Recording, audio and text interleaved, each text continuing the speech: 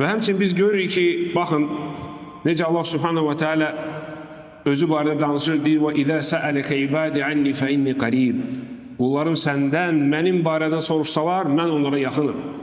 Fikir verin, qardaşlar. Demədi Allah subhanahu wa ta'ala ki, deyim mən onlara yaxınım. Qullarım səndən, mənim barədə soruşsalar, mən onlara yaxınım. Adətən belə ayələrdə, digər yerlərdə biz görürük ki, səndən soruşanda de belədir. Yəni, Peyğəmbər sallallahu aleyhi ve sellem deyir, səndən soruşanda de belədir. Lakin burada heç demədi Allah subhanahu wa ta'ala de ki, mən yaxınım. Bu onu göstərir ki, qardaşlar, necə alimlər buyururlar, Allaha dua etmək üçün heç bir vasitə lazım deyil. Heç bir vasitə. Allah subhanahu wa ta'ala yaxındır. Necə Allah subhanahu wa ta'ala bu ayədə buyurur, mən onlara yaxınım. Bütün duaları eşidir. Allah subhanahu wa ta'ala yaxınlığı nə deməkdir, qardaşlar, yaxın? Yəni Allah subhanahu wa ta'ala hər şey eşidir. Elmi ilə yaxındır. Bütün məxluqatlara. Və Allahın yaxınlığı, necə alimlər buyurur, iki növdür. Birinci növ, yəni hər şey eşidir.